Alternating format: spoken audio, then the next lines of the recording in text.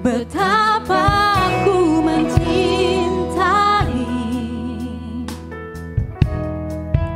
segala yang telah terjadi. Kami percaya kami gak pernah sendiri Tuhan, gak pernah sendiri. Jalani hidup ini selalu menyertai. Amin. Betapa aku menyadari di dalam hidupku ini Kau selalu memberi rancangan yang terbaik Tuhan. Kau selalu memberi rancangan terbaik oleh karena kasih. Mari Bapak Ibu Saudara kita berdiri bersama-sama, katakan Bapa sentuh hatiku. Bapa sentuh hatiku, ubah hidupku menjadi yang baru, bagai emas yang murni.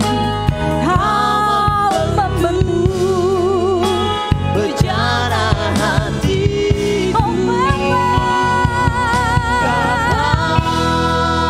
ajarku mengerti sebuah kasih yang selalu memberi, bagai air mengalir yang tiada. Mari dengan segenap hatimu nyatakan Bapa sentuh hati kami. Oh Bapa sentuh hatiku, ubah hidupku menjadi yang baru, bagai emas yang murni. Kau membentuk berjarah hatiku, oh Bapa, Bapa, ajarku mengerti sebuah kasih yang selalu memberi, bagai air mengalir yang tiada. Mari umat Tuhan naikkan pujian ini sebagai doamu di hadapan Tuhan. Katakan Bapa sentuh hatiku. Bapa sentuh hatiku, ubah hidupku. ini kerinduan kami Tuhan. Menjadi Biar Engkau yang mengubah kami lewat firman-Mu sore hari ini. emas yang murni. Kau membentuk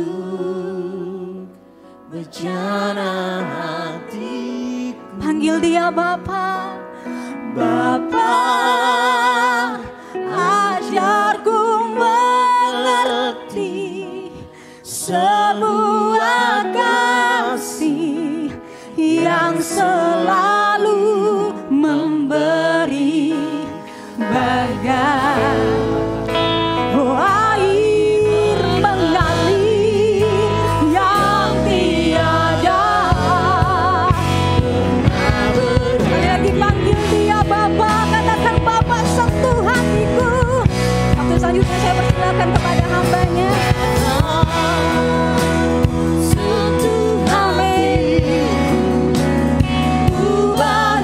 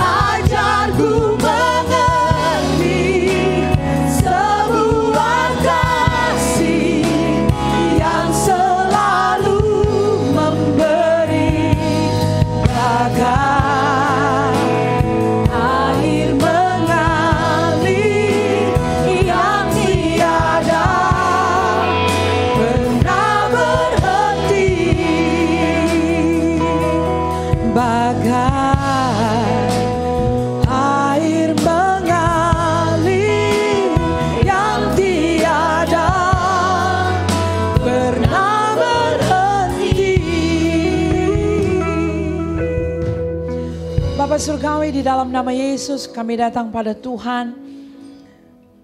Dan Bapa, seperti pujian ini, kami dengan iman berkata bahwa Engkau adalah kasih yang tidak pernah berhenti mengalir, yang membanjiri hati kami. Kami bersyukur atas konsistensi kasih sayang Tuhan dalam hidup kami. Engkau cinta yang tidak pernah berubah. Tuhan, belum pernah kami dicintai serupa itu. Sekomitmen itu. Kami bersyukur Tuhan. Thank you so much. Engkau Bapa yang baik. Engkau kekasih yang stabil. Tidak ada bayang-bayang perubahan di dalam dirimu. Sore ini biar hatimu disenangkan. Dengan puji-pujian yang kami naikkan Tuhan. We love you. We love you. Thank you so much Father. Terima kasih. Bapa, di tempat ini dengan hati yang terbuka, kami ingin menyambut perkataan Tuhan dengan lemah lembut, perkataan yang sanggup menyelamatkan jiwa kami. Berbicaralah Tuhan, kami siap mendengarkan Engkau.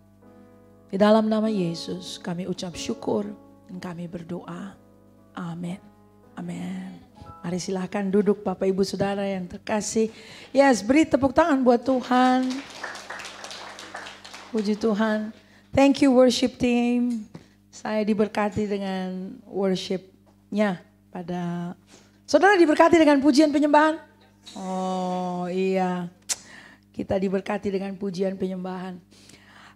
Banyak wajah-wajah muda di tempat ini. So I'm happy and excited untuk melihat ini semua. Itu berarti ada harapan ya buat pemberitaan firman Tuhan dan pelebaran kerajaan Allah. Karena generasi muda mau step up untuk belajar mengasihi Tuhan. Sore ini saya bersyukur bisa kembali lagi ke GBI Pondok Gede Plaza. Setelah tidak berkunjung ke sini di tengah pandemi ya. Tadi Ibu Gembala bilang sudah lewat itu. Ini sudah back to normal ya. Jadi bersyukur sekali, saya tadi waktu datang ke sini saya bilang sama Bro Anto, wah ini kok fresh sekali tempatnya jadi terang katanya. Saya bilang nih you been renovating ya, dibikin cantik tempatnya. Dia bilang ya kecil-kecilan katanya gitu. Tapi ya memang jadi lebih terang ya. Dan kita bersyukur atas penyediaan Tuhan bisa merenovasi seperti itu berkat Tuhan gitu ya. Jadi ini kemurahan-kemurahan Tuhan yang artinya ada perkenanan Tuhan bagi gereja ini untuk terus berkarya dan menjadi berkat bagi Pondok Gede dan sekitarnya. Amin. Coba senggol kiri kanannya, katakan kita jadi berkat untuk Pondok Gede. Ya, juga yang muda-muda jangan ketinggalan ya. Berlari dengan tongkat estafet karena pekerjaan Tuhan masih banyak sekali. Saya diberkati juga tadi dengan doa syafaat. Saya bilang sama Ibu Gembala, beneran ya banyak yang muda-muda ya. Terus saya dibisikin loh sama Ibu Gembala. Ibu ini sesama gembala-gembala ini suka bisik-bisik kita. Beliau bilang, memang masih muda. Yang itu baru SMP. Amin, kita tepuk tangan dong. Ya, keep the fire. Saya bangga sekali ya. Saya menjawab panggilan Tuhan itu umur 16 tahun ya. Jadi udah SMA kelas 2 itu. Dan cita-cita saya adalah supaya yang muda-muda lebih muda dari 16 tahun itu sudah bisa dijamah oleh kasih karunia Tuhan ya. Jadi ini sedikit kesaksian boleh ya bro? Nah, sedikit cerita supaya yang muda-muda juga kebakar gitu. Jadi saya bisa lihat tadi SMP sudah berdiri di sini lalu kemudian berdoa syafaat loh. Bukannya menyanyi ini, berdoa syafaat loh. Gak banyak orang suka berdoa, maunya nyanyi lah mungkin. Tapi berdoa syafaat apa keren-kerennya gitu kan. Tapi berdiri buat berdoa syafaat. Dan ini saya bangga sekali, sangat menyentuh hati saya. Karena dulu usia 16 tahun saya lahir baru. Lalu 18 tahun itu saya sharing firman Tuhan pertama kali di radio. Radio Ikhtus di Semarang apa Surabaya itu ya, Ikhtus. Lalu itu waktu itu saya ingat Semarang ya. Nah, Ibu Gembala tahu. Saya yang share firman Tuhan, di samping saya Ibu Leci sampingan yang nyanyi. Jadi dia nyanyi live, lalu saya share firman Tuhan. I was only 18 years old, ya kan. Usia 18 tahun juga menjelang, ya usia 18 tahun cuman saya bilang ke 19. Saya mulai menerjemahkan. Almarhum Reverend John Hartman usia 18 tahun. Jadi ya usia 19, 20 ya kita mulai keliling. Ya, melihat pulau-pulau Indonesia, daerah-daerah, lalu mulai juga di lapangan-lapangan. Namun kalau saya flashback ya, kilas balik kepada masa-masa itu, ada burning desire dalam hati saya. Saya bilang, Tuhan bisa gak lebih muda dari saya? Tuhan mulai dengan yang lebih muda gitu ya. Nah ini Evelyn sekarang menjelang 50 Bu. Iya masih muda juga ya, aduh terima kasih loh. Ya, jadi kilas balik itu kerinduan saya. Kalau bisa lebih muda Tuhan, pakai generasi muda itu, kasih tunjuk sama mereka apa yang firman Tuhan bilang, kasih mereka penglihatan gitu ya. Pakai mereka luar biasa dengan tanda-tanda heran, itu kerinduan saya gitu. Jadi dan saya bilang sama tim, ayo kita lihat generasi muda bangkit gitu ya. Dan berlari bersama-sama, jadi jangan dapat tongkat estafet di ujung. Itu istilah saya amsyong. Loh, ya. Karena apa? Gak bisa pindah tongkat estafet di ujung dia kagak tahu apa-apa gitu kan. Jadi kalau namanya mempersiapkan generasi sudah dari sekarang. Dari muda, kasih tunjuk, kasih lihat beban pelayanan mulai di-share. Dan doa syafaat itu adalah sharing beban pelayanan. Karena mulai mengerang di hadapan Tuhan. Ya, saya bukannya bilang apa, worship team bagus gitu. Tapi pada saat berdoa, waduh face to face dengan Tuhan. Itu gak ada keren-kerennya tuh. Jadi kita beri tepuk tangan untuk generasi muda. Yeay. Kalau ada yang muda di sampingnya di tap shouldernya ditepuk dengan lembut. Bukan dijorokin, bukan didorong. Ditepuk lembut gitu aja, jangan no maju lo. Gak begitu. Ya, generasi muda dan yang masih merasa muda. Gitulah ceritanya. Ya, ladang sudah menguning. Tadi saya masuk di sini saya bilang sama tadi kan Bro Anto bilang iya Ibu Evelyn dan tim. Memang sore ini saya nggak datang sendiri ya Bapak Ibu sekalian. Ada tim. Ibu Gembala bilang pengawal ya. Enggak, saya nggak perlu dikawal. Pondok Gede mah baik-baik aja, nggak perlu ada pengawalan ke sini mah, daerahnya aman kan gitu ya. Tidak sedang ada demonstrasi kok. Cuman begini, seperti tadi filosofinya, kita mau mempersiapkan generasi berikutnya untuk tongkat pelayanan. Itu mereka perlu diekspos kepada ladang pelayanan. Ya, kalau kita cuma ada di dalam aja, kita jadi kayak kodok di dalam katak dalam tempurung. Udah merasa paling bagus nih, gue nih paling bagus nih. Praise and worship gue paling bagus nih. Gereja gue paling bagus nih. Enggak, tubuh Kristus bukan cuma di tempurung itu. Tubuh Kristus luas. Ya, jadi waktu saya diundang, ya puji Tuhan saya diundang ke beberapa gereja. Saya ajak, ayo lihat keluarga Tuhan di bagian tubuh Kristus ini. Banyak macam-macam. Kita nggak satu-satunya, kita berkunjung. Saya kalau pergi ke Bekasi, saya bilang tadi sama Ibu Rahel, ini rayon-rayon ini saya kunjungi kemarin di rayon 18, di rayon 8, ini rayon 5 ya Bu ya, rayon 5. Dan saya expose kepada tim saya untuk datang berkunjung. Kita soan, kalian lihat, kalian sense atmosfernya, lihat pemimpin, lihat penggembalaan di lokasi-lokasi tersebut. Sehingga kita bisa terbuka matanya untuk Jakarta dan sekitarnya. Dalam Alkitab dikatakan kita kawan sekerja di ladang Tuhan. Kalau kita saling sayang, mesti saling sayang kan ya. Saling sayang dan lihat bagaimana kita berdiri dan bisa membangun tubuh Kristus. Nah kalau udah ada rasa saling sayang gak mungkin bisa julid. Gak mungkin lu bisa nyolong-nyolong domba. Kenapa? Kamu sayang gitu loh. Kita saling sayang, kita saling sinergi untuk pekabaran pekerjaan Tuhan di Jakarta dan sekitarnya.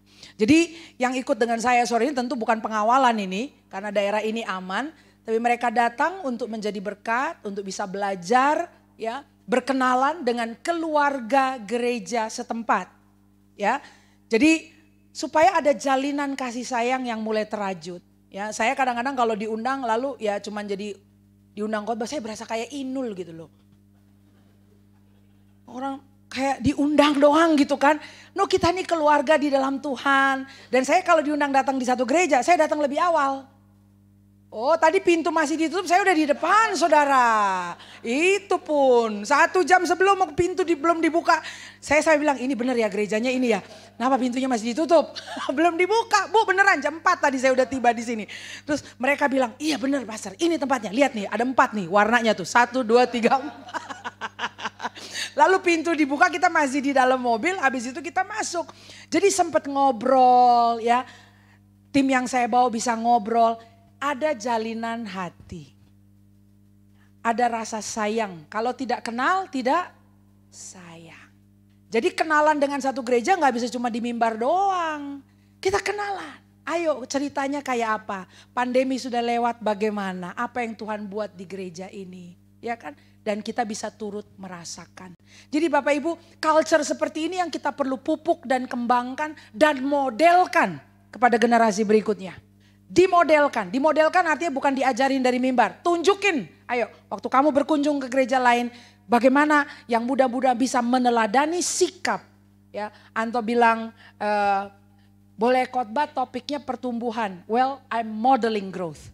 Saya memodelkan pertumbuhan itu, memodelkan bagaimana kita bisa hidup ditonton oleh generasi berikutnya dalam santun berhubungan dengan gereja lain. Nah, teman-teman yang muda-muda di sini bersyukur bahwa melewati pandemi gereja ini tetap berdiri. Ibu Gembala tadi saya lihat hadir di ruangan tetap segar. Bagus, haleluya, kita beri tepuk tangan buat Tuhan. Oke, nah sekarang kita get to work, kita akan lihat firman Tuhan ya. Ini ibadah terakhir, jadi mungkin kalau nanti berakhirnya sampai jam 12 malam apa boleh buat. Oke, judulnya memang adalah bertumbuh di dalam Kristus. Ini adalah topik yang dalam musim saat seperti ini bagi keluarga besar GBI Pondok Gede. Saya senang sekali. Saya juga mengawali tahun dengan topik seperti itu ya. Bertumbuh di dalam Kristus. Nah kita akan lihat teksnya pada sore ini dari Mazmur pasal yang pertama. Dan di situ ada 6 ayat. Ya, jadi kita akan lihat bersama-sama dan membaca teks dari Mazmur pasal yang pertama itu dari ayat 1 sampai dengan ayat yang ke-6. By the way, Bapak Ibu, apakah membawa Alkitab?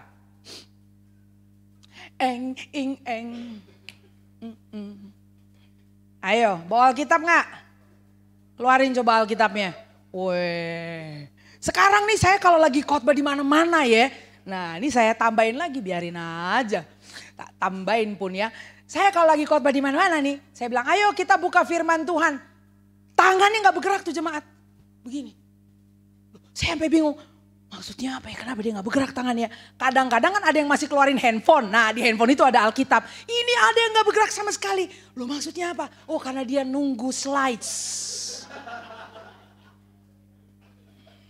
Saya mau berikan peringatan dulu, ini warning, caution saudara. Kita baru melewati pandemi ya. Nah, pandemi itu 2 tahun lebih lah kalau mau dibilang ya. Sampai akhirnya ada new normal. Saya mau bilang berapa banyak orang Kristen yang akhirnya imannya itu kandas. Jerit-jerit. Terhempas. Bukan cuman yang kemudian sakit dan napasnya satu-satu loh. Bukan, ini banyak yang ekonominya terdampaki. Ada yang dipotong gajinya 50%, 70%, jerit-jerit. Saya kasih nasihat begini, Tuhan kita tuh baik. Nggak mungkin dia izinkan satu masalah bahkan secara global terjadi kalau gereja nggak dipersiapkan. Lebih baik lu cek, lu punya catatan saya bilang. Buka catatannya, buka firman Tuhan. Apa yang sudah dia ajarkan, apa yang sudah dia remakan kepada kita. Dan itu adalah amunisi kita untuk menghadapi pandemi, saya bilang begitu. Nah, kalau disuruh buka catatan, amsyong nggak kalau nggak pernah nyatet? Terus kalau datang gereja nggak pernah dicatat tuh Alkitab tuh, nggak pernah ditandain tuh ayat ada di mana ya, Ibrani ada di mana? Kalau dia nggak pernah buka Alkitab terus nggak pernah ditandain, wah repot kan? Nah kita nggak tahu, itu pelajaran. Jadi kita nggak tahu di depan kita akan ada badai apa, akan ada kendala apa lagi. Entah itu di skala pribadi, hidup pribadi, kita nggak tahu kan. Atau di skala keluarga, atau di skala kantor kita, atau lokasi tempat kita tinggal. Tapi yang jelas guru agung kita Roh Kudus selalu mempersiapkan kita sebelum kejadian. Ya, karena namanya ujian, betul nggak? Ujian itu guru yang baik. Seberapa banyak Anda percaya bahwa Roh Kudus adalah guru yang baik? Dia pengajar yang baik. Ya, di sini saya lihat ada banyak mahasiswa, ada murid-murid sekolah. Mana ada guru menguji seseorang murid tanpa ada pelajaran lebih dulu? Tidak pernah terjadi. Makanya namanya ujian. Ujian dibuat untuk menguji apakah murid sudah nangkep pelajaran atau tidak. Betul ya? Itu namanya ujian. Untuk memeriksa muridnya udah belajar atau belum. Jadi karena namanya ujian, pasti sudah pernah ada pelajaran. Pasti sudah pernah ada pewahyuan. Pasti sudah pernah ada pesan dari mimbar atau di call atau di komsel yang Anda pernah dengar. Cuma problemnya diperhatikan atau tidak. Nah, jadi kita belajar dari pengalaman pahit. Kalau saya bilang itu getir pengalaman itu, tapi badai itu mengajar kita, membentuk kita menjadi pelaut-pelaut yang tangguh. Kita harus lebih alert. Apa yang kemudian mengubah pola kita bergereja setelah pandemi? Apa yang kemudian mengubah pola kita mempelajari firman Tuhan setelah pandemi? Apa yang mengubah pola kita dalam berelasi sesama Kristen setelah pandemi? Itu harus jadi catatan-catatan kita Bapak Ibu sekalian. Kita harus jadi bijak. Katakan kepada kiri kanannya, perlu jadi bijak. Ya, perlu jadi bijak. Nah karena itu, waduh ini prolog untuk Alkitab loh saudara loh. Emang mesti siap-siap, ini kecintaan pada firman Tuhan harus kita bangkitkan. Amin. Nah jadi lain kali bawa Alkitab. Masih punya kan Alkitab versi cetak? Nah catatin itu saudara. Ya, otak bisa lupa nih tapi tulisan itu gak bisa lupa. Ada di situ catatannya ya. Oke, kita lihat sama-sama Mazmur pasal yang pertama. Baca bersama ya, boleh ya. Kita baca bersama ayatnya, kayaknya saya udah tampilkan ada ayat-ayat itu. Jadi kalau pun itu bisa dibaca di layar. Oke, let's read together bersama Mazmur pasal 1 ayat yang pertama. Berbahagialah orang yang tidak berjalan menurut nasihat orang fasik, yang tidak berdiri di jalan orang berdosa, dan yang tidak duduk dalam kumpulan pencemooh. Ayat yang kedua.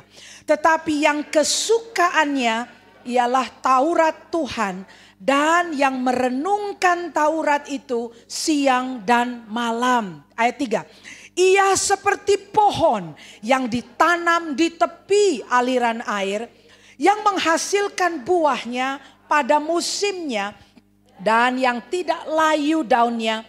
Apa saja yang diperbuatnya berhasil. Bukan demikian orang fasik. Mereka seperti sekam yang ditiupkan angin. Sebab itu orang fasik tidak akan tahan dalam penghakiman. Begitu pula orang berdosa dalam perkumpulan orang benar. Sebab Tuhan mengenal jalan orang benar, tetapi jalan orang fasik menuju kebinasaan. Amin. Demikianlah firman Tuhan, diberkati kita yang merenungkan dan melakukannya. Bapak Ibu, dari teks Mazmur pasal yang pertama kita diperkenalkan kepada dua golongan orang. Alkitab menjelaskan di sini ada golongan orang fasik, lalu kemudian ada golongan orang benar. Katakan orang fasik dan orang benar. Ya, itu ada dua golongan. Jadi Bapak Ibu coba bayangkan dan bikin kolom dalam bayangan Anda. Ya, ada kolomnya orang benar, lalu di situ sebelahnya ada orang yang fasik. Nah, kita akan lihat apa yang Alkitab ajarkan mengenai dua golongan ini. Ya, kita mulai dari ayat yang pertama. Tadi dikatakan, berbahagialah orang yang tidak berjalan menurut nasihat orang fasik, yang tidak berdiri di jalan orang, yang menurut jalan orang fasik, tidak berjalan, yang tidak berdiri di jalan orang berdosa, lalu tidak duduk dalam kumpulan pencemooh. Saya bikin warna kuning tuh untuk kata-kata kerjanya yang dicantumkan di ayat pertama. Yaitu ada tindakan berjalan, berdiri, dan duduk.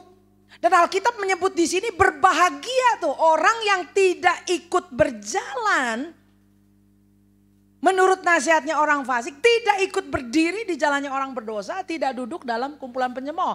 Nah, tiga hal ini kita lihat ya, Dari berjalan, kemudian dia berdiri, lalu dia duduk. Ya, jadi tadinya cuma jalan aja. Jalan itu kan ya kalau orang jalan ya kita jalan, kita lihat. Dan katanya tidak berjalan menurut nasihat orang fasik. Dia jalan, lalu kemudian bisa lewat aja terus. Tapi dia jadi berdiri loh. Masih berdiri nih, masih ada potensi berjalan lagi kan? Lanjut kan? Tapi nggak lanjut jalan dia. Malah ikutan duduk. Nah, Bapak Ibu lihat, teman-teman lihat ini. Jadi ada suatu proses, ada suatu perkembangan. Tapi sayangnya bukan perkembangan menuju yang lebih baik. Karena di sini jadinya dia duduk, ujung-ujungnya jadi duduk dalam kumpulan pencemooh. Yang tadinya hanya berjalan dinasehati oleh orang fasik.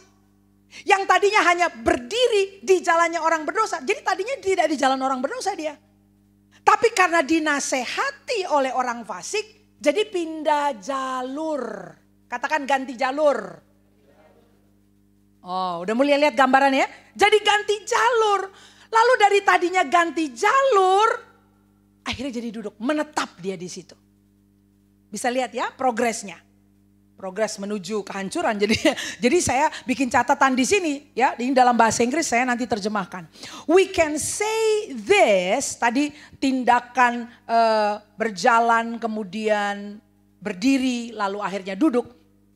Kita bisa lihat progres ini seperti thinking, behaving, and belonging. Mulai dari mikir-mikir aja sampai kemudian perilakunya jadi berubah seperti itu.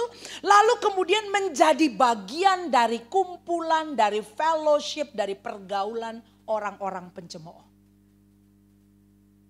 Teman-teman dan Bapak Ibu, the righteous man, orang benar versus orang fasik ya, ungodly. Itu adalah dua kelompok atau dua golongan yang memang berbeda in how they think, dalam cara berpikirnya, berbeda dalam perilakunya, dan berbeda tentu dalam kumpulannya. Cara pikirnya berbeda ya, perilakunya berbeda, dan dengan siapa dia ngumpul akan beda. Itulah orang benar sama orang fasik, itu udah beda. Nah di sini ada saya catat dari Adam Clark Commentary, saya sudah terjemahkan ke bahasa Indonesia. Pelajaran besar yang bisa dipetik dari keseluruhan adalah dosa itu sifatnya progresif. Katakan progresif. Saya melayani counseling pasutri, ini konselor, pastoral counseling, saya melayani pastoral counseling, jadi banyak melayani pasangan-pasangan ya, dan ada pasangan-pasangan yang saya layani yang kemudian menjadi masuk ke ruang counseling karena memang hampir berpisah atau konflik, dan ada yang kemudian karena jatuh dengan hubungan extramarital affairs, ya, ada hubungan di luar pernikahan. Dan di ruang-ruang counseling itu ya, mendengar apa yang disampaikan, ya kita melihat ini juga isu yang cukup marak sekarang ya.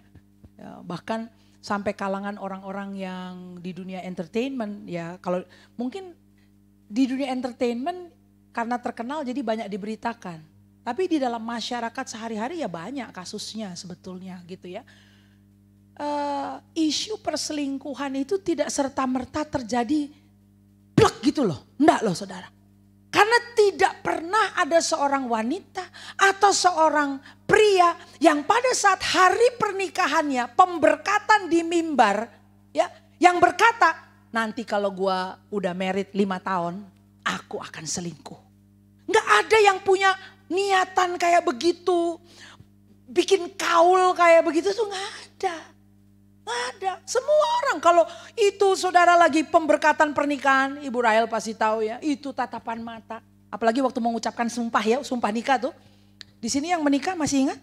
Hari pertama Anda mengucapkan sumpah pernikahan kepada pasangan Anda. Itu matanya itu kayak gak ada orang lain loh di sekitar itu loh. Ada hamba Tuhan loh di tengah-tengah loh. Itu kayak matanya gitu kan. Aku bersumpah katanya. Itu mata ke mata, itu kayak gak ada orang lain hamba Tuhan. Saya kalau lagi kayak gitu ya saya berdiri aja di tengah gitu kan. Nah, udah selesai ganti mikrofonnya gitu kan. Ya, silakan ngomong. Aku kayak obvious nggak ada gitu loh di tempat itu. Karena memang mereka jatuh cinta, beneran cinta. Tapi kenapa kok bisa?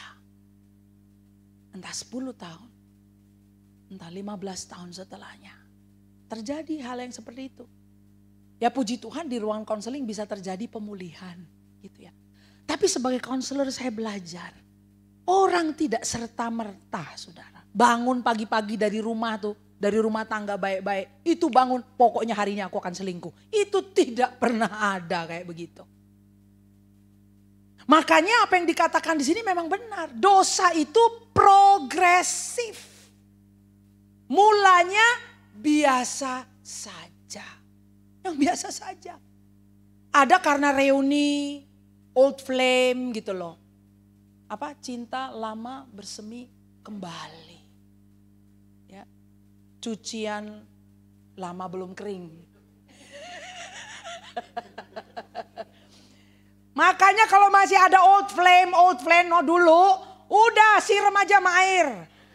Jangan dipiara, ya. Itu bara-bara yang lama.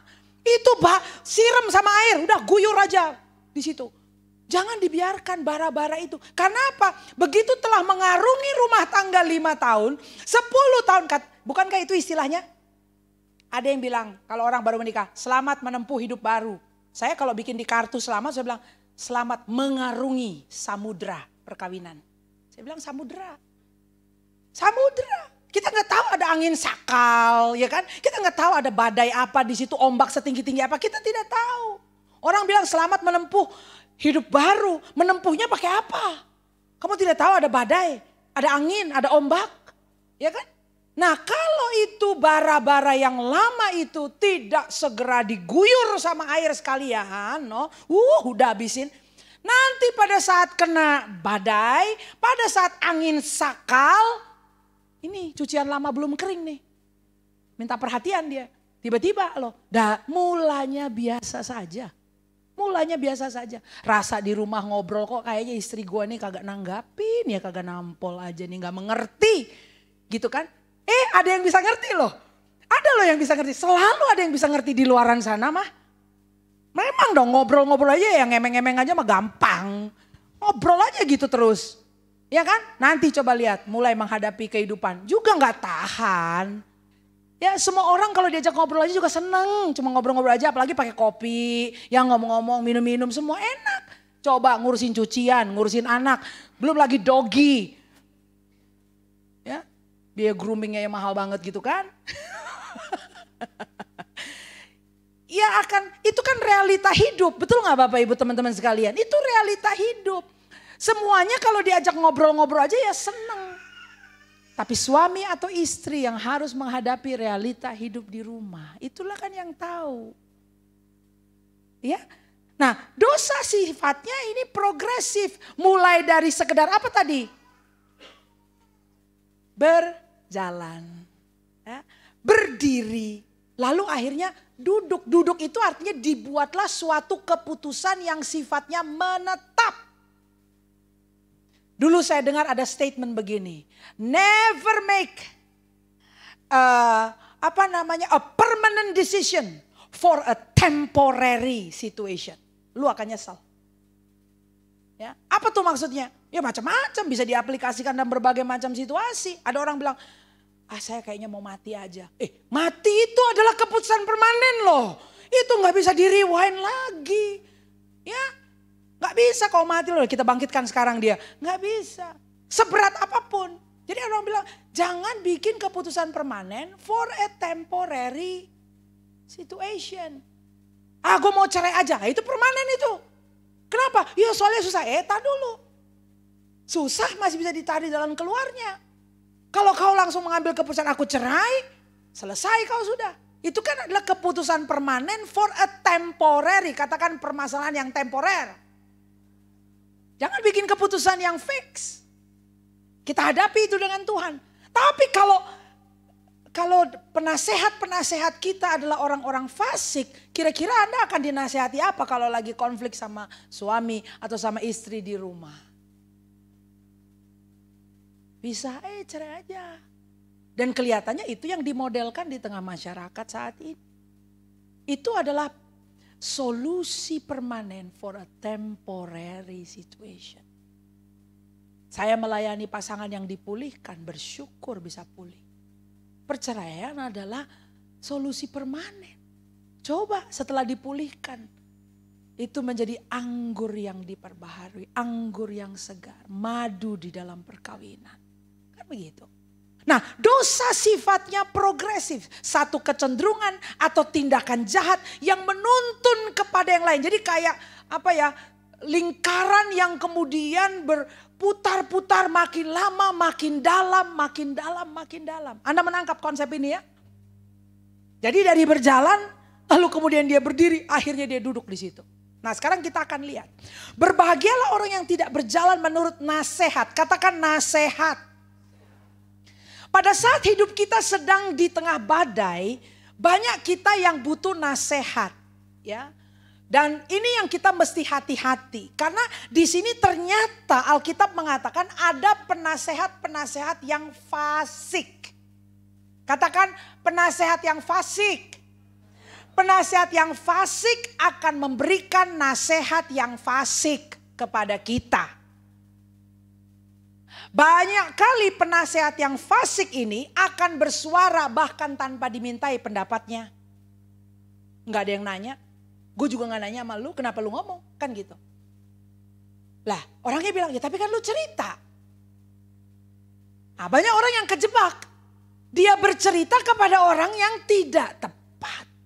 Karena bercerita dipikir itu undangan untuk menasehati. Ya dia buka dong mulutnya dong. Lu udah ngomong, dia buka mulutnya. Nah problemnya pada saat dia buka mulut, nasihat yang diberikan bukan nasihat yang alkitabiah. Itu mesti diwaspadai. Penasehat fasik. Jadi ini mesti tinta merah nih, kita mesti stabiloin. Hati-hati dengan penasehat fasik. Yang bahkan tidak dimintai nasihat, itu bisa ngomong sendiri. Memberikan solusi yang sebetulnya tidak sesuai dengan firman Tuhan. Apa solusi apa itu tadi? Solusi permanen untuk situasi yang sifatnya temporer. Di Yesaya 9 ayat yang kelima kita lihat. Di situ dikatakan sebab seorang anak telah lahir untuk kita. Seorang putra telah diberikan untuk kita. Lambang pemerintahan ada di atas bahunya dan namanya disebutkan orang bersama-sama penasehat ajaib. Ini seringkali kita dengar kalau lagi khotbah Natal ya. Cuma sayangnya ya di Natal doang gitu, di Desember nih banyak hamba Tuhan kutip ayat ini. Sementara kan orang hidup gak cuma di Desember ya. Bukan cuma tanggal 25 doang laginya. Itu dalam satu tahun ada 365 hari. Minus tanggal 25 kan masih ada 364 hari. Problemnya dalam 364 hari tersebut kita butuh nasihat saudara. Dalam keseharian kita butuh nasihat. Nah dengan siapa? Siapa yang akan menjadi penasehat kita dalam 365 hari yang kita jalani ini? Waktu kita ke kantor, waktu kita ke toko, waktu kita ke kampus, ke sekolah, kita butuh nasihat.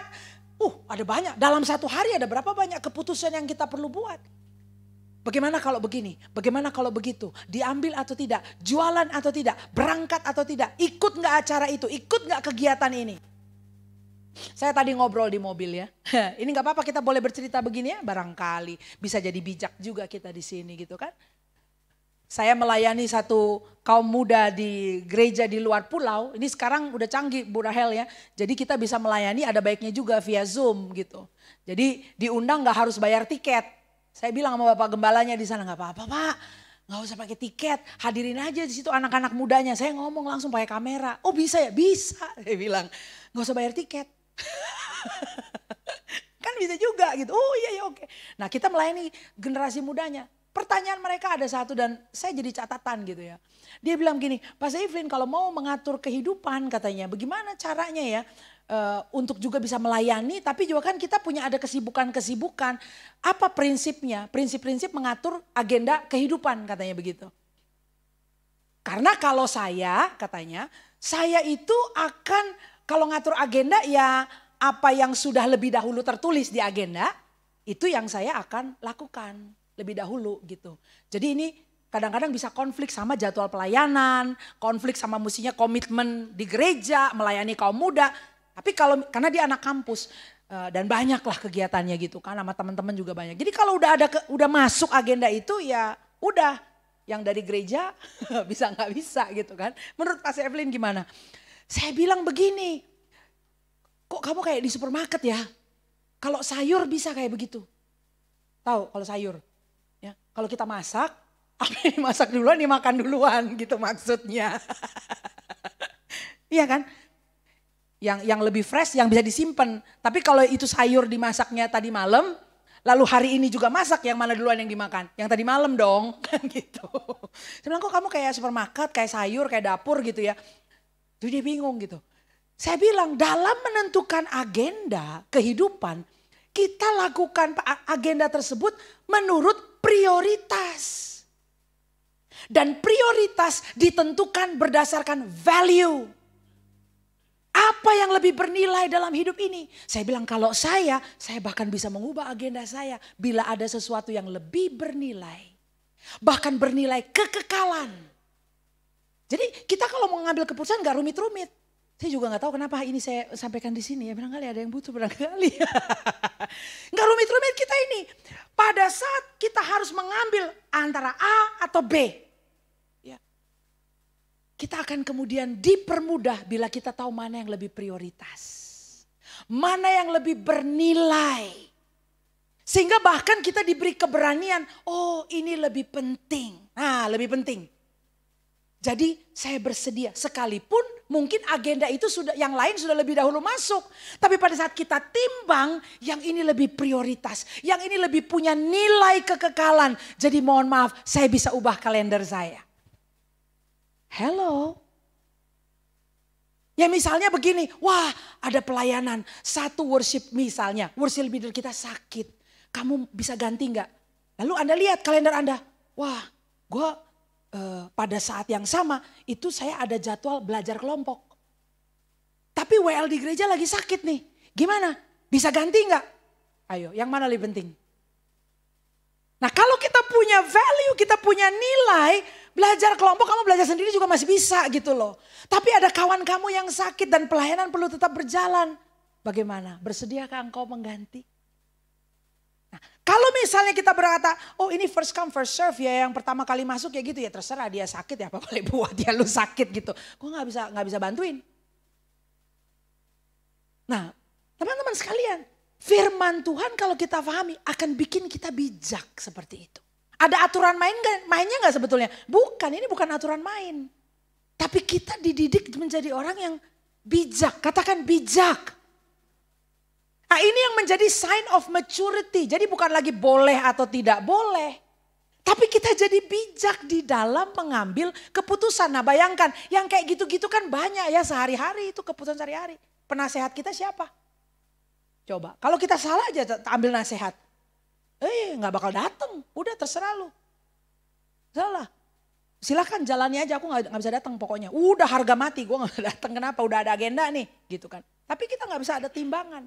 Nah Bapak Ibu kawan-kawan sekalian, ada penasehat ajaib yang tersedia 24 jam to provide counsel and advice, menyiapkan counsel dan nasihat-nasihat bagi kita 365 hari dalam setahun.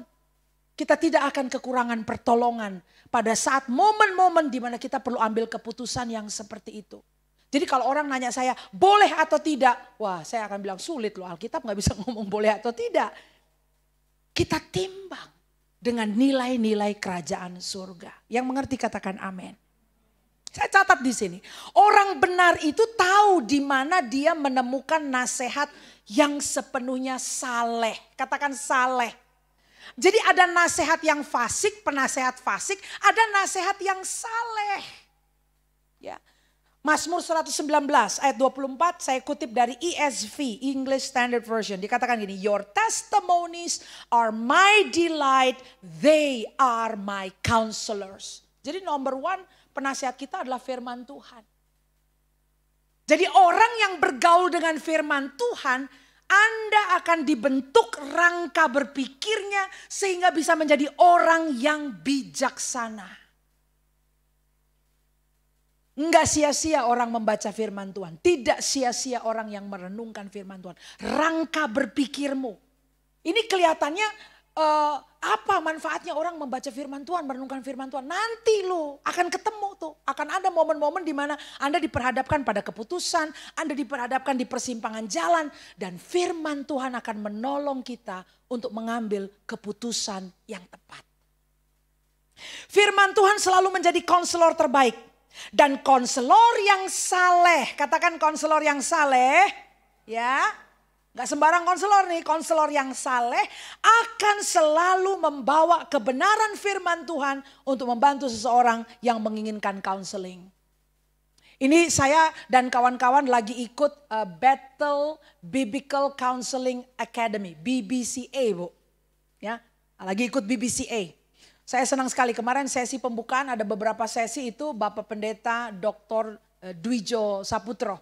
Iya Pak Dwijo. Dan beliau saklek sekali mengajarkan mengenai biblical counseling. Dia bilang, ini tanda sekali Bu Rahel. Beliau katakan begini, Alkitab itu cukup buat kita. Tuhan itu cukup buat kita, nggak perlu ada tambahan-tambahan lain. Alkitab menasihati kita, katanya gitu. Saya bilang, haleluya. Cuma di situ kita nggak bisa sorak-sorai, ini di Zoom. Cuman saya tuh ada di Zoom, hati saya melonjak. Saya bilang, ini dia benar ini.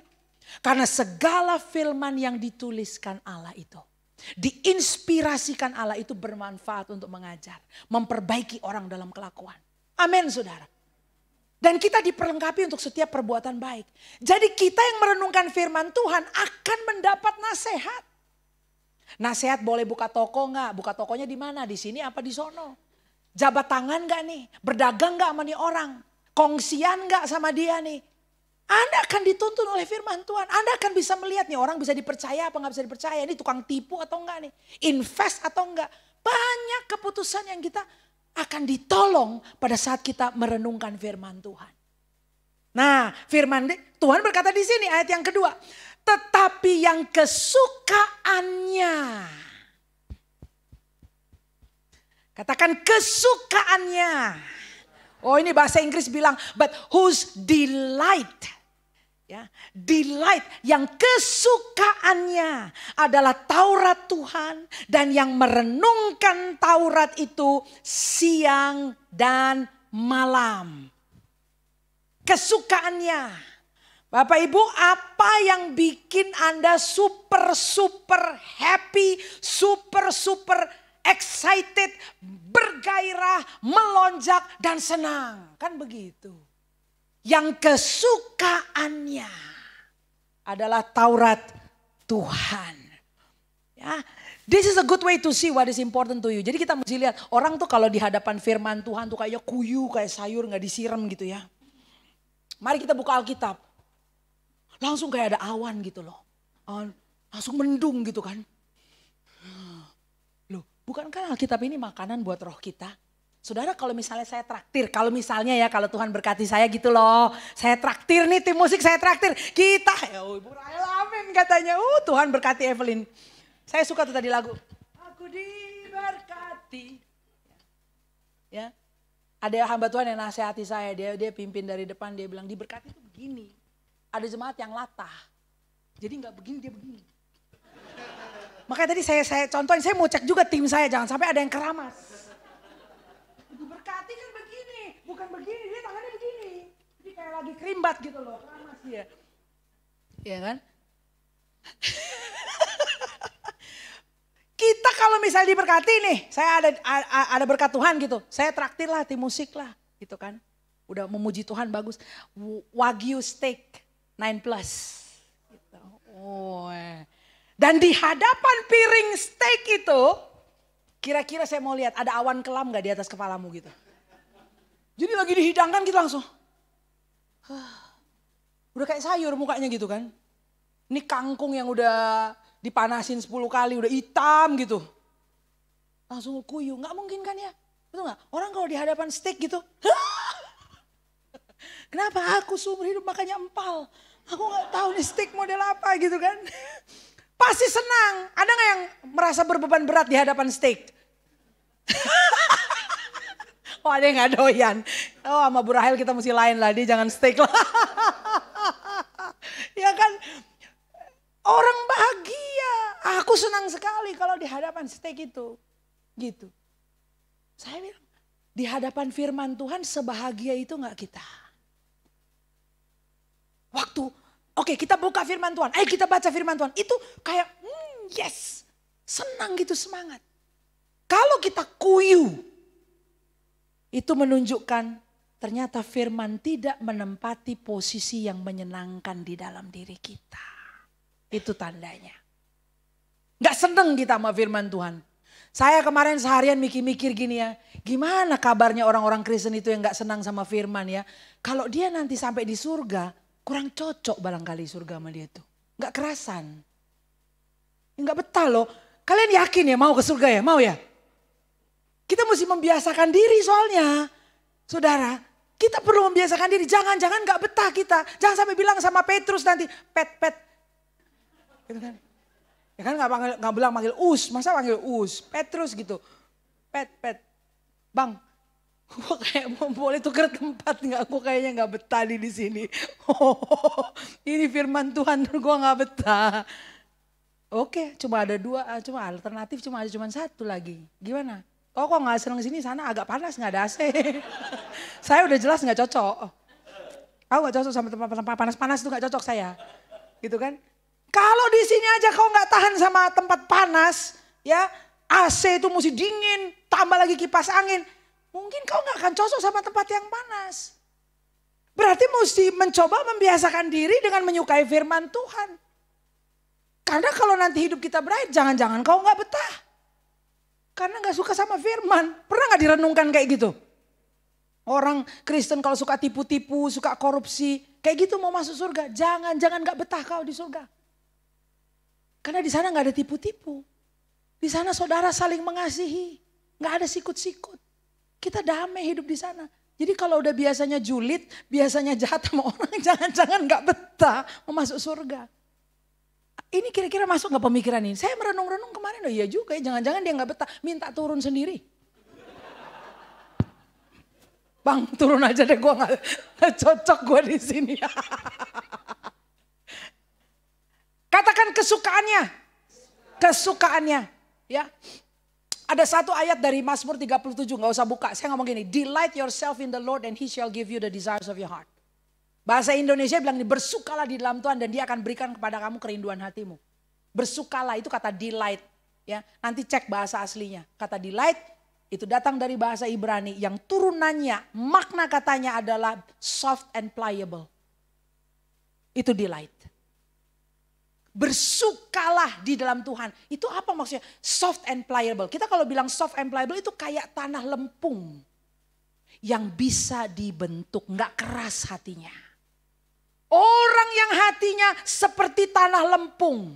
Bagaikan bejana, siap dibentuk.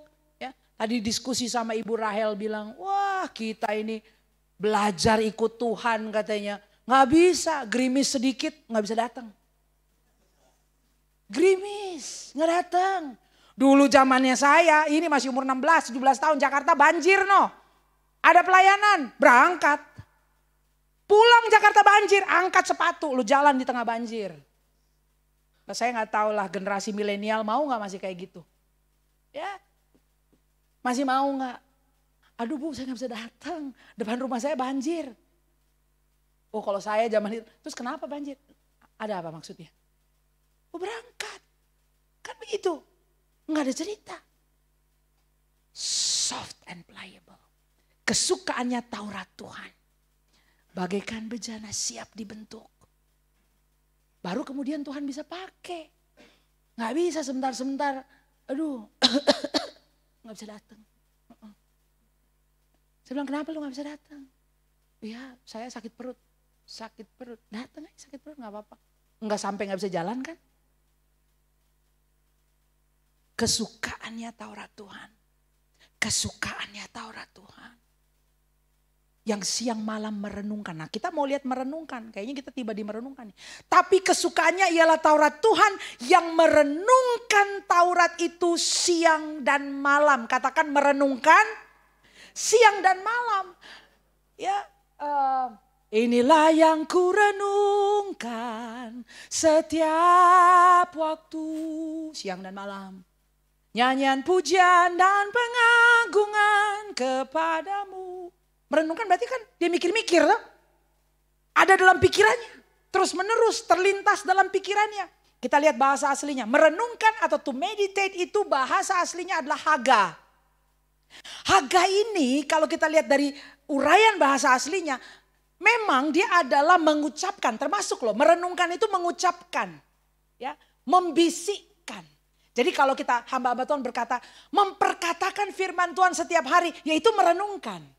Jadi merenungkan itu sebetulnya kalau dari bahasa aslinya tidak sekedar hanya memikirkan. Tapi juga memperkatakan. Ayo berapa banyak di sini yang masih suka memperkatakan janji-janji Tuhan. Memperkatakan firman Tuhan. Ya, saya di kaca, di cermin tempat saya berganti pakaian ya di kamar saya. Itu di situ ada ayat firman Tuhan saya tempel di kacanya. Supaya saya bisa lihat firman Tuhan, saya bisa perkatakan firman Tuhan. Ada hamba Tuhan senior berkata begini, saya pikir itu sudah praktek yang umum gitu. Satu hamba Tuhan bilang, saya tulis firman Tuhan di tempelan post-it ya, lalu dia tempel di dashboard mobilnya. Supaya dia lihat dan perkatakan. Janji-janji Tuhan dia taruh di post-it, dia taruh di tembok kantornya. Jadi ruang kantor dia, di temboknya dia taruh di situ. Supaya kalau saya jalan masuk kantor, masuk di ruangan saya bisa lihat apa yang Tuhan janjikan. Dan itu saya lihat, saya perkatakan. Aku pegang baik-baik apa yang Tuhan janjikan. Aku tahu aku berurusan dengan Tuhan yang tidak pernah bohong. Waktu saya dengar itu saya bilang, wow ada yang lebih gila dari aku. Saya terinspirasi, ini hamba Tuhan senior. Kita boleh dong dengar dari hamba-hamba Tuhan yang senior, usianya lebih banyak daripada kita. Saya terinspirasi, oh begitu ya Pak caranya. Oke, kayaknya mau juga tuh aku. Jadi tidak hanya ditempel di kaca tempat kita ganti pakaian. Tapi berapa banyak orang Kristen melakukan itu. Apalagi yang cuma buka Alkitabnya kalau lagi ibadah Apalagi yang buka Alkitabnya cuma kalau lagi Natal sama Paskah. Itu golongan baru dalam kekristenan namanya Kristen napas. Jadi bukan hanya Farisi dan Saduki ternyata. Ada napas. Natal dan Paskah. Lah kalau buka Alkitab cuma kayak gitu bagaimana ini? Ya. Nah kita lihat Haga ini adalah mengerang. Menggeram. Mengucapkan. Merenung. Bergumam. Bermeditasi. Merancang. Merencanakan. Berbicara. Mengaum. Ya. Merenung itu juga dipakai kata aslinya Haga. Untuk menggambarkan bagaimana singa itu katanya growl. Bahasa Inggrisnya growling. Growling itu kayak gini loh saudara. Saya punya peliharaan ya. Itu peliharaan saya adalah a little doggy. Namanya Harley. Dan dia itu suka tulang-tulangan gitu. Dan kalau dia lagi meditasi. Kalau dia lagi haga dengan tulangnya yang kecil itu. Dia berasa kayak anjing bulldog gede. Padahal ya kecil sih modelnya gitu. Dia gini, gak mau diambil tulangnya. Nanti dia lihat lu mengganggu konsentrasi aku nih. Lalu dia pindah, dia bawa tulangnya dia pindah ke lokasi yang lain. Di situ dia asik sendiri. Jangan ganggu aku lagi apa? Haga. Jadi haga itu growling juga kayak begitu. Menikmati gitu loh. Dia kunyah-kunyah lalu dilepas. Lalu kunyah-kunyah lalu dilepas. Kunyah-kunyah lalu dilepas. Nah itu adalah gambaran dari kata ini yang mestinya kita lakukan terhadap apa? Firman Tuhan. Nangkap sekarang. Makanya kemudian firman Tuhan bisa digubah menjadi lagu-lagu. Menjadi puisi. Menjadi tulisan yang menginspirasi. Menjadi kata-kata yang menguatkan saudara-saudara kita. Kalau kita bergaul sama firman Tuhan. Amin. Nah sekarang dikatakan di sini Bapak Ibu teman-teman. Yang kesukaannya adalah Taurat Tuhan. Tadi kesukaannya tadi saya sudah gambarkan ya. Soft and pliable. Yang merenungkan Taurat itu siang dan malam. Merenungkan seperti tadi ya. Lalu kita lihat di sini, apa dampak dari orang yang suka firman Tuhan dan merenungkan firman Tuhan. Kita lihat ini.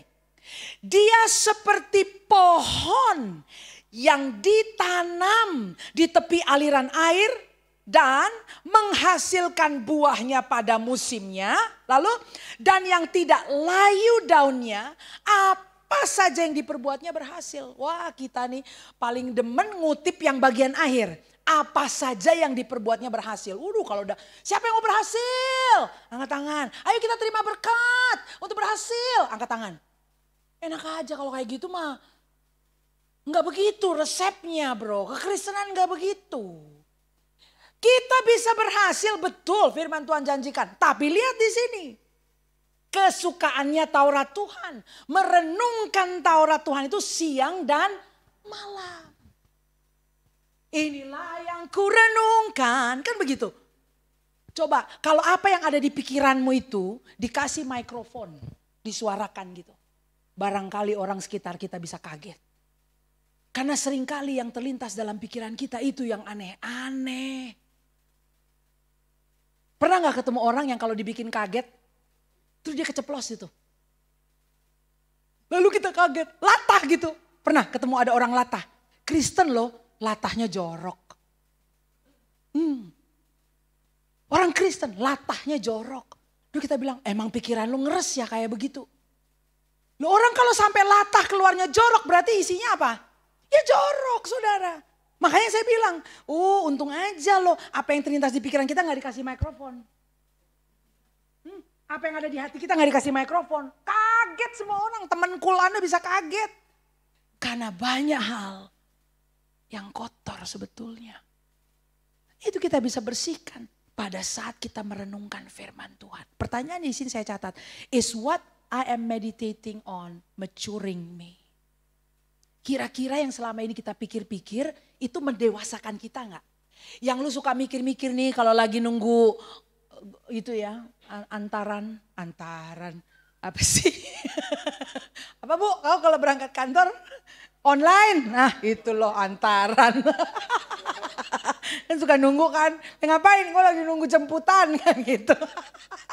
Ya lagi nunggu ya, waktu lagi nunggu bengong-bengong gitu, apa yang kau pikirkan?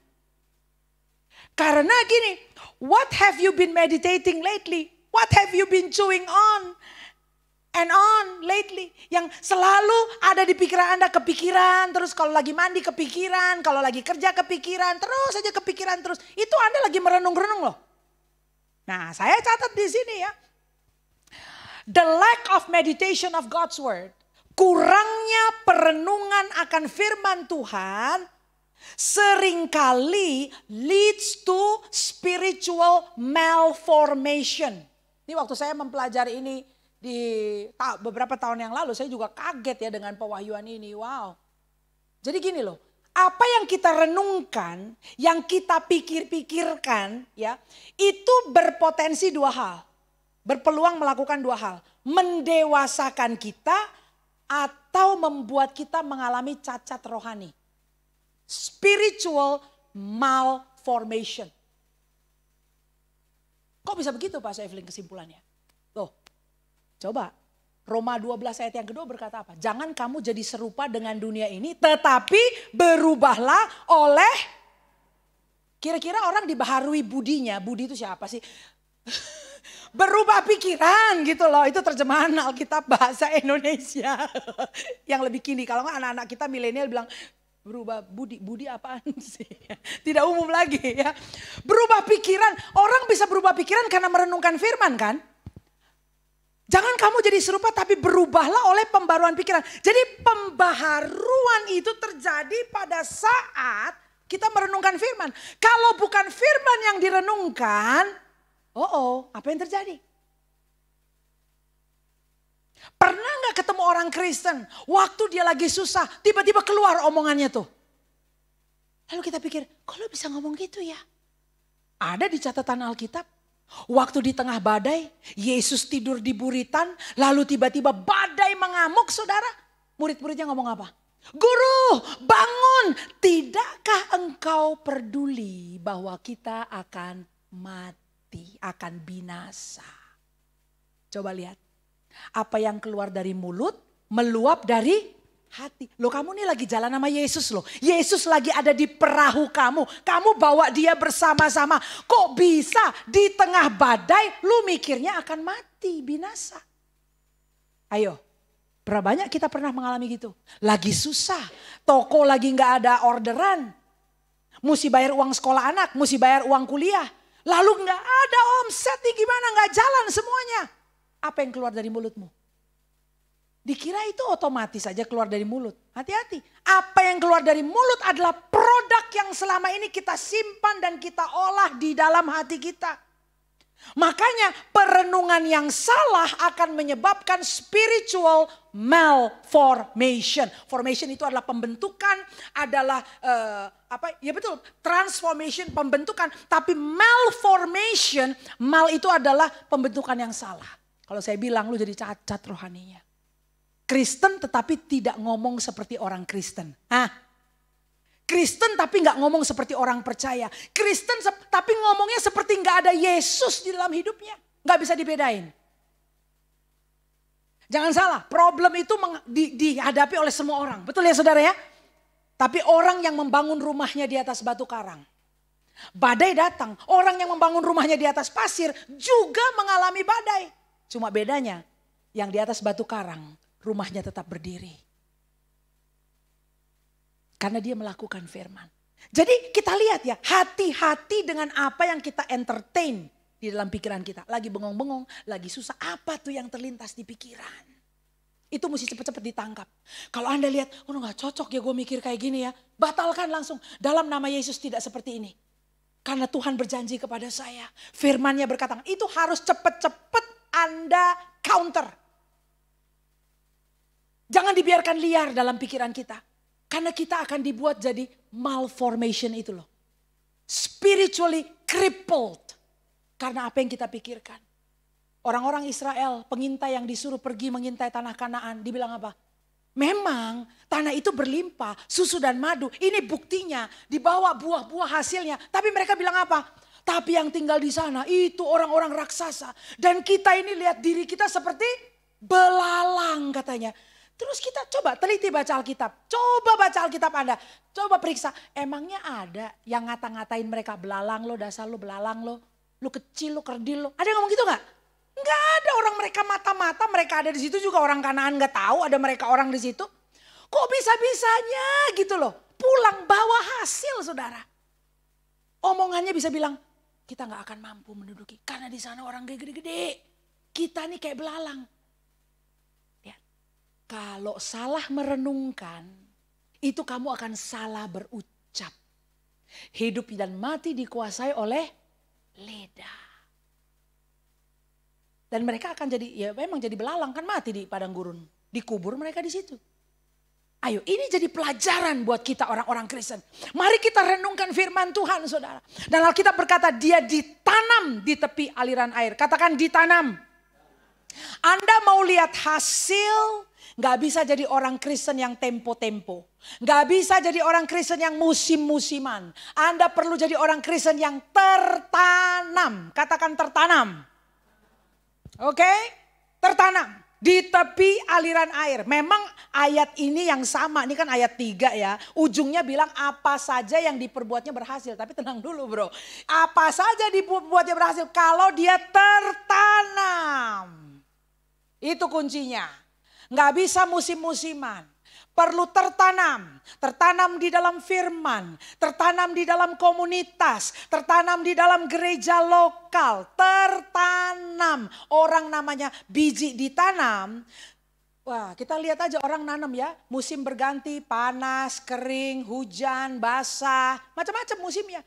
Tapi musim yang berganti-ganti itu akan membuat apa yang ditanam bertumbuh. Dan kalau bertumbuh, akan ada buahnya. Jadi gak bisa jadi Kristen musiman. Perjalanan kekristenan adalah perjalanan sepanjang musim-musim kehidupan. Dalam susah dan senang, dalam sakit dan sehat, kelimpahan atau kekurangan, ada bisnis atau gak ada bisnis, aku tetap ikut Tuhan. Gak ada musiman, stabil, konstan. ujung-ujungnya bilang apa? Apa saja yang diperbuatnya berhasil. Bapak Ibu ingin lihat apa saja yang Anda perbuat berhasil? Amin, saudara. Mari kita jadi anak-anak Tuhan yang stabil tertanam. Gereja ini sudah berdiri nanti ya Agustus 26 tahun. Bukan musiman gereja ini. Ya, saya bilang tadi sama Anto, wow kalian buka ladang ya di sini sekarang jadi ada banyak yang lain. Iya, saya tadi bilang Bu, ini namanya benar gak nih? Saya bilang gitu tadi ada saya sebut nama gitu kan. Oh bukan pastor itu yang di sebelah sana. Oh begitu ya. Di kompleks ini juga iya. Oh oke. Tapi siapa pionir? Siapa mau buka lahan yang baru? Dan stabil ada di sana. Tidak musiman Bapak Ibu sekalian. Dan biar apa yang sudah dimodelkan oleh pendahulu-pendahulu di sini. DNA-nya turun kepada seluruh kita. Ya, kita menjadi orang yang tertanam. Sehingga kita akan lihat hasilnya. Apa saja yang diperbuatnya berhasil. Ayat penutup kita lihat Matius 6. Saya kutip satu ayat di sana. Datanglah kerajaanmu, jadilah kehendakmu di bumi seperti di sorga. Bapak Ibu sekalian, pada saat kita merenungkan firman Tuhan dan mengizinkan firman itu kita sambut dalam diri kita. Membentuk rangka berpikir kita, membentuk hati kita, membentuk perasaan-perasaan kita. Maka kita lihat kerajaan Allah sedang kita sambut pemerintahannya di dalam diri kita. Apa sih kerajaan Allah? Kerajaan Allah adalah pengaruh pemerintahan Kristus dalam diri kita, di antara kita dan bersama kita. Makanya gak heran orang yang merenungkan firman Tuhan ujung-ujungnya apa saja yang diperbuatnya berhasil. Karena kerajaan Allah ada di dalam hidupnya. Amin Bapak Ibu. Jadi bisa gak kita bertumbuh dengan cara seperti ini? Sangat-sangat dimungkinkan. Ya. Saya mau tinggalkan Anda dengan sketsa dari hidup orang benar ini. Ya. Nanti orang fasik Anda tinggal baca saja, lanjutkan ya. Tapi yang penting bagaimana kita bisa melihat hidup kita ini berbuah dan menjadi orang yang berhasil. Ternyata bukan simsalabim ya, banyak orang suka doa berkat, ya berkati. Gak gitu juga caranya. Ternyata kita perlu merenungkan firman. Ternyata Alkitab tadi menunjukkan ya, jangan jalan sama orang-orang fasik. Jangan kamu berdiri di situ, jangan kamu duduk di kumpulan pencemooh. Renungkan firman Tuhan, tertanam. Jadi ada tuh hal-hal yang bisa kita lakukan untuk melihat hidup kita diberkati. Saudara mau hidup seperti itu? Dan melihat pertumbuhan terjadi di hidup Anda? Ya. Jadi bukan abrakadabra, bukan karena dituangin minyak. Bukan saudara. Tapi ada praktek yang real yang kita bisa lakukan. Hari ini bisa dimulai dengan apa? Kembali komitmen dengan firman Tuhan.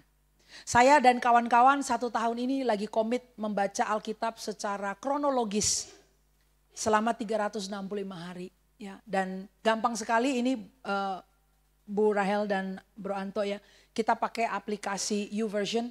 Ya, jadi di situ kita kemudian sama-sama install, lalu kita berkawan satu sama lain ya kayak Facebook gitu ya, friending each other. Jadi kita ambil apps-nya ini dan ambil Bible plan-nya, reading-nya. Chronological reading 365 hari. Jadi saya nih kalau pagi saya bisa scrolling, saya lihat siapa yang udah baca Alkitab hari itu. Dan sudah hari apa dia gitu kan. Udah hari apa. Ada loh yang masih stuck di kapan? Dia stuck di tanggal 30, hari ke-30 berarti dia masih di bulan Januari. Ada, iya. Ya ini domba-domba ini kan memang kita mesti tuntun ke air yang tenang ya Bu ya. Kenapa dia masih di bulan Januari, ini sudah bulan Juli pun. Tapi gak apa-apa. Yang penting aku tahu dia masih baca lah. Lalu kita ingetin baca bro, baca. Hati-hati kalau jangan sampai keselimpet di sana sini kan gitu ya. Nah ini bisa menjadi komitmen kita. Bulan Juli ini belum terlambat, ini tengah tahun. Kalau Anda mulai agak lupa-lupa gitu, biarlah sore hari ini Anda diingatkan. Renungkan firman Tuhan. Ada janji yang luar biasa.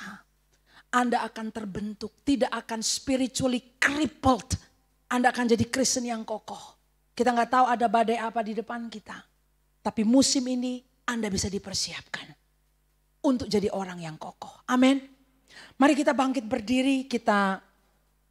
Anda yang berkata, sore ini mungkin ada hal-hal yang Anda perlu lakukan ya. Dan ini Tuhan yang tahulah. Anda berkata oke, kayaknya renunganku ini kayaknya bikin aku akan lemah. Aku perlu berubah dari apa yang aku pikirkan. Kalau Anda berkata, aku kurang baca firman loh. Dan aku perlu kembali mendedikasikan hidupku untuk suka akan firman Tuhan. Nah, apapun yang Anda rasa hari ini Tuhan bicara dan Anda ingin ubah itu. Anda berurusan dengan Tuhan. Dan kalau itu Anda, angkat tanganmu karena Andalah yang akan mendedikasikan kembali, berkomitmen kembali di hadapan Tuhan. Saya akan doakan dari depan sini. Tapi kalau Anda berkata, ya ada yang mesti aku ubah. Aku gak mau pulang dalam kondisi yang sama. Itu harus aku ubah. Dan hari ini Tuhan sudah ngomong, aku harus berubah di bagian itu. Kalau itu Anda angkat tanganmu. Anda tahu Tuhan lagi berurusan sama Anda? It's okay, angkat tanganmu. Anda yang tahu. Dan kita berdoa ya. Bapa Surgawi. Terima kasih buat firman Tuhan. Terima kasih Engkau mengasihi gereja ini. Engkau mengasihi jemaat. Engkau mengasihi mereka yang telah melewati badai ini Tuhan. Dan di musim ini Tuhan sedang mempersiapkan kami lagi. Karena Engkau siap untuk memberkati lagi. Setelah 26 tahun, gereja ini berdiri, ada musim yang baru yang mereka akan tapaki. Dengan generasi yang baru. Lord, you have things in mind. Untuk pelebaran, untuk ekspansi. And that's why, Father, ada hal-hal yang perlu diperbaiki. Engkau melihat tangan-tangan yang terangkat ini. Engkau sedang menangani mereka. Aku bersyukur Tuhan tidak nyerah dengan kami. Bapak, aku berdoa buat saudara-saudaraku ini di dalam nama Yesus. Apa yang mereka dedikasikan pada hari ini. Hal-hal yang mereka katakan yang itu harus beda. Yang itu harus berubah. Aku tidak akan pulang dengan membawa perkara yang sama. Perkara ini akan dibereskan dan harus dibereskan sore ini. Aku berdoa Tuhan. Biar anugerah-Mu memampukan di dalam nama Yesus. Dalam nama Yesus Tuhan. Bangkitkan kembali gairah yang menyala-nyala untuk firman-Mu. Ada cinta yang kembali membara untuk firman Tuhan. Ada penghormatan terhadap firman Tuhan. Ada takut dan gentar untuk firman Tuhan. Sehingga jemaat ini menjadi jemaat yang kokoh dan ditransformasi. Pikiran mereka menjadi perenungan yang menyenangkan Tuhan. Dan tidak lama Bapak, apa yang Kau janjikan terjadi. Apa saja yang mereka perbuat berhasil. And for that Tuhan kami ucap syukur. Terima kasih, terima kasih. Terima kasih Tuhan. Terpuji nama-Mu ya Bapak. Dalam nama Yesus kami ucap syukur, kami berdoa. Amin. Amin.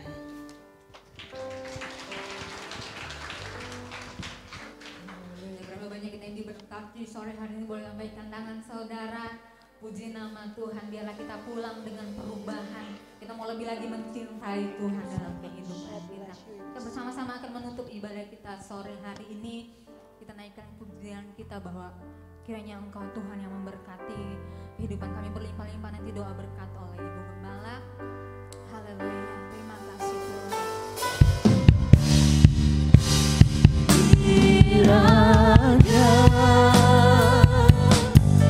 Engkau memberkati aku berlimpah-limpah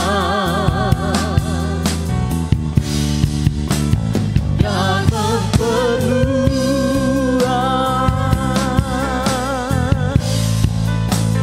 daerahku.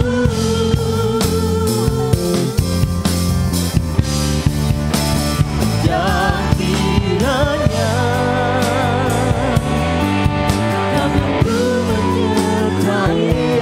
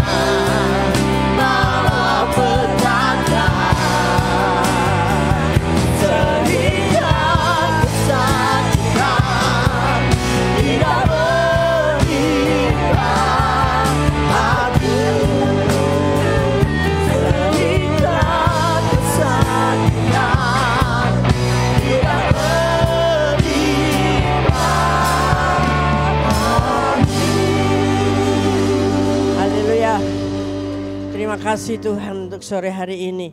Kalau saudara mau doa Yabes ini terjadi, jangan berjalan, berdiri, dan duduk bersama orang-orang fasik. Tetapi biarlah kita bertumbuh terus di dalam firman Tuhan, di dalam janji-janji Tuhan, dan itu semua melalui proses. Jangan takut dengan proses, karena dengan proses itu kita akan menjadi lebih dewasa dan akan menimba berkat-berkat Tuhan terus berbuah di musim apapun.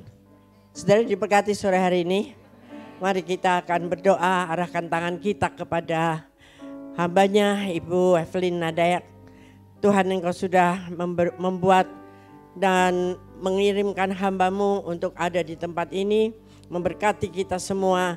Oleh karena itu kami berdoa Tuhan mengembalikan semua berkat yang sudah ditaburnya di tempat ini berlipat kali ganda untuk kehidupan hambamu ini. Pakai terus lebih luas lagi Tuhan, pakai ke seluruh negara ini, bahkan ke seluruh dunia ini. Di dalam nama Tuhan Yesus Kristus, kesehatan yang sempurna, berkat yang sempurna turun atas kehidupannya. Terima kasih Tuhan juga untuk seluruh tim yang sudah boleh berada bersama kami. Kami berdoa mereka boleh juga bersama-sama bergandengan tangan untuk menjaring jiwa-jiwa bagi kemuliaan nama Tuhan saja. Terima kasih, mari kita arahkan hati kepada Tuhan dan bawalah pulang berkatnya, yaitu berkat damai dan sejahtera yang berlimpah-limpah, kasih anugerahnya yang dahsyat di dalam setiap kehidupan kami, dan teruslah berjanji makin intim dengan Tuhan di dalam Roh Kudus-Nya dan tetap setia mulai hari ini sampai Tuhan datang kembali. Haleluya. Yang setuju katakan bersama-sama amin. Selamat hari Minggu, Tuhan Yesus memberkati. Haleluya. Selamat hari Minggu, Tuhan Yesus memberkati Bapak Ibu Saudara. Puji nama